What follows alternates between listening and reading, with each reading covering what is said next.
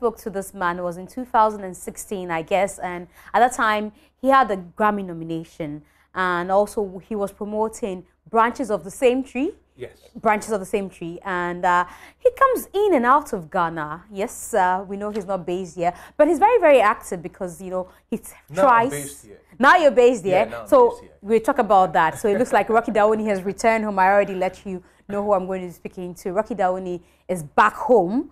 Why? What happened? Is it because of music? Because I remember some time back we talked about the fact that his music is not being heard often because he's not here.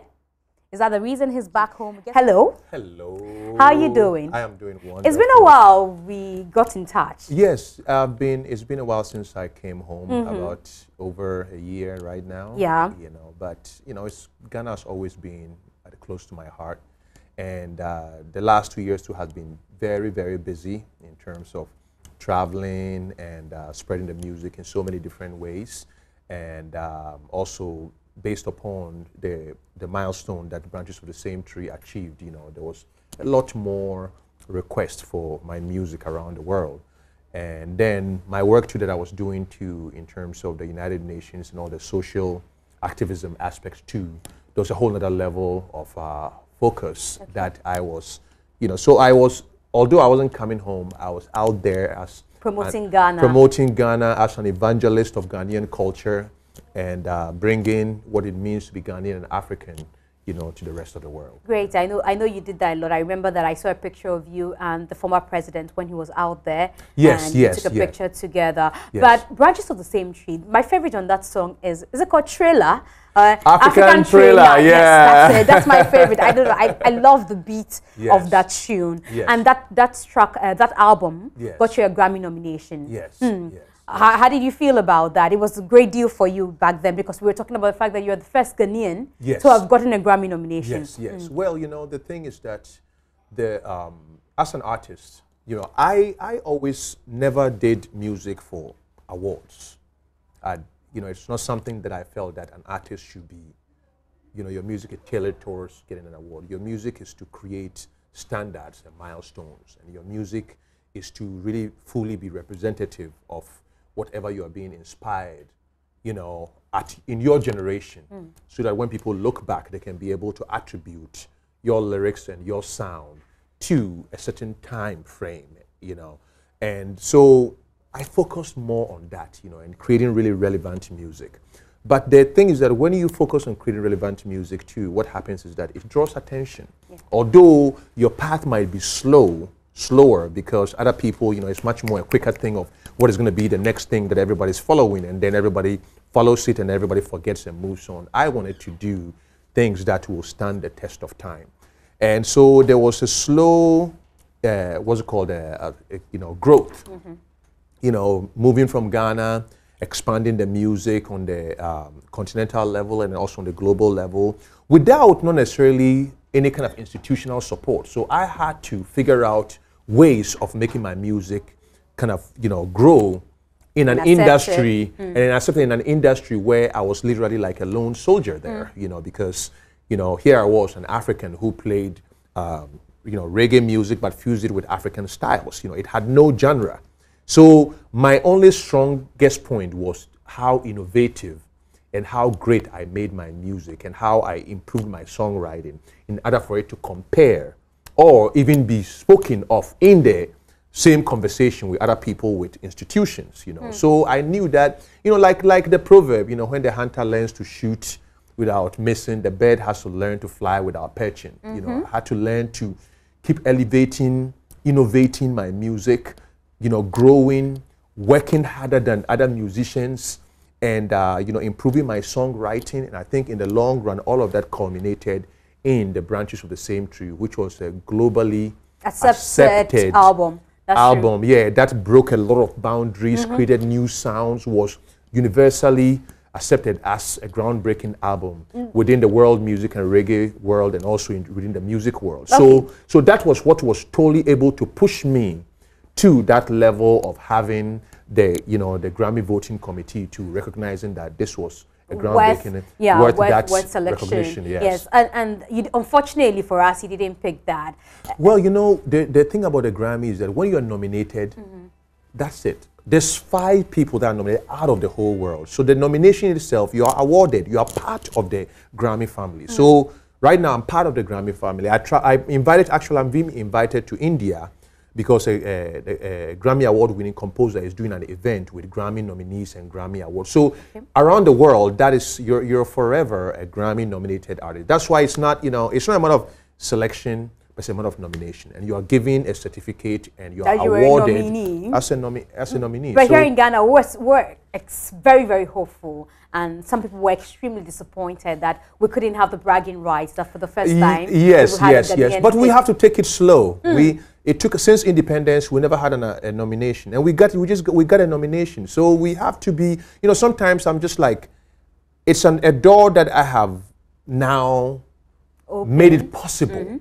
So it's part of our language right now whenever, I hear a lot of artists talk about Grammy nomination because it's attainable and achievable. We've achieved the nomination, So the next step could be anybody else, but we have taken the first major step. So we have to always sometimes but I understand that we want to make it 1-2 punch, you know what I mean? But sometimes it takes, some people were nominated 6 times before they even got an award. No, but the way you tell me about it it makes me feel like, well, you aren't too disappointed. Like you say, you're part of the Grammy family now and all that. It was just to say that for you was, okay, if I get to pick it, fine. If I don't pick it, I still recognize that yes. I have been nominated. And I feel that it doesn't really, the album was a Grammy material album, And, the thing is that some of those other artists had a lot of institutional support even when they were nominated.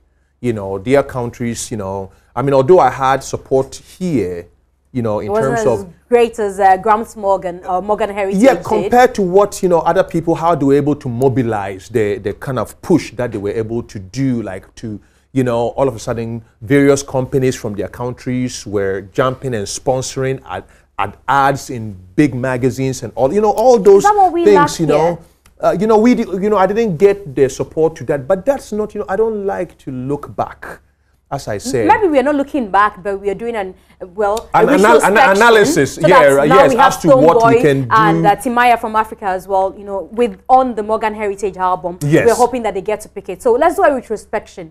If that's the support you didn't get, is that what you think, we are lacking? I think that, the thing is that we need to support our own and also not try to have a definition of what is Ghanaian music for us to support.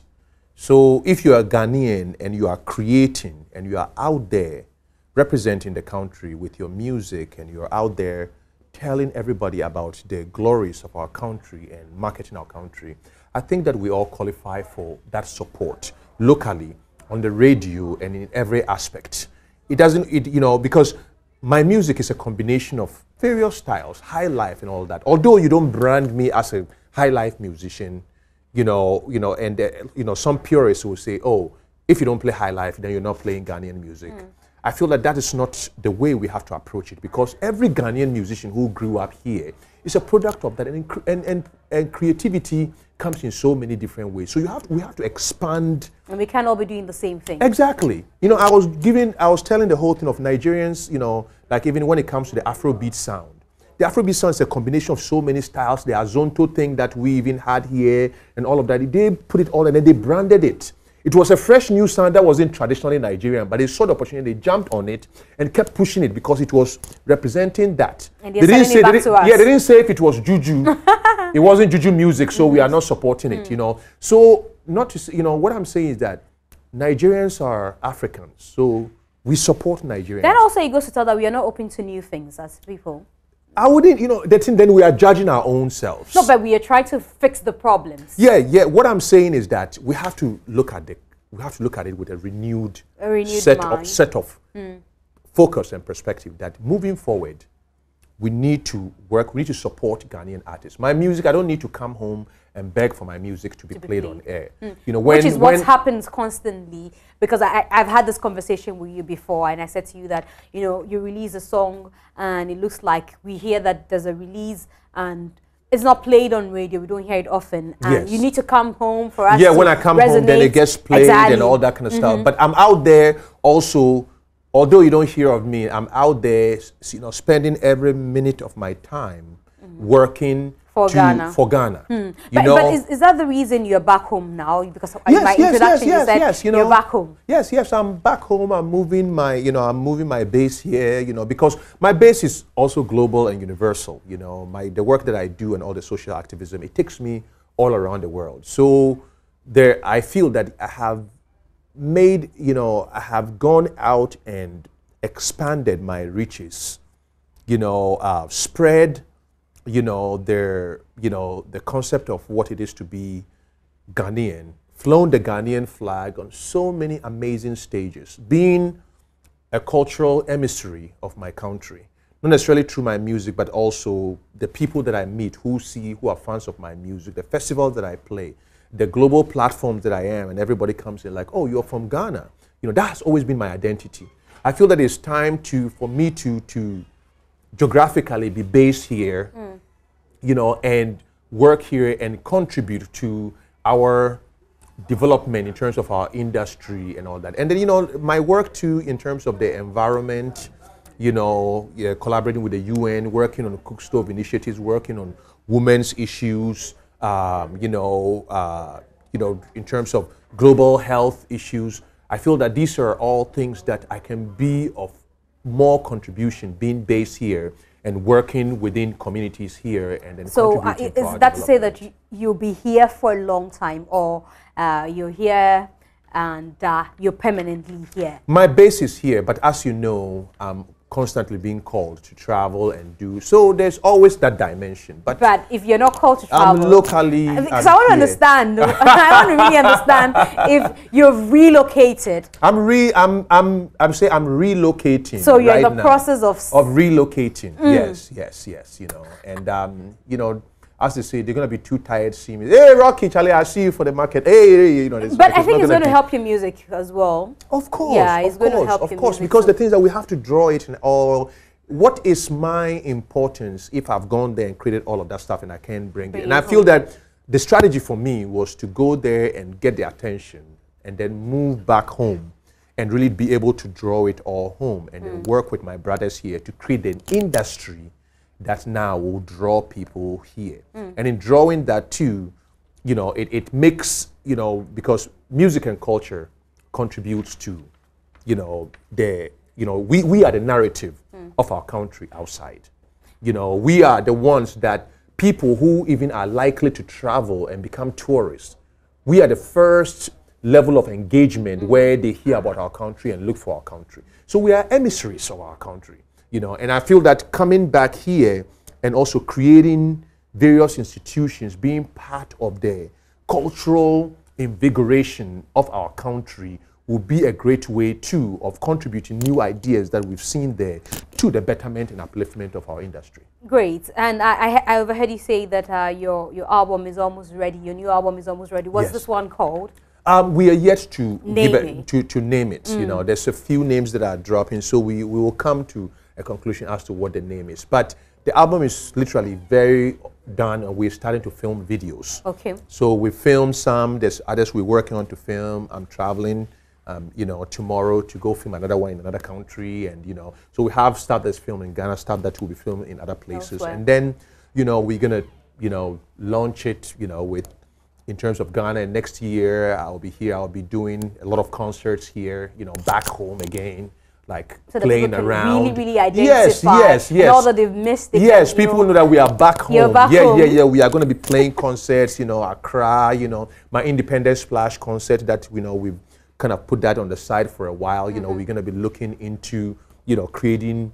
Reinvigorating it and bringing it back, next year. and all of that. Probably even next year, if we don't get to bring it back immediately, it will be probably the year, but it's coming. It's back, coming because back. it was always an institution to bring people together, and I feel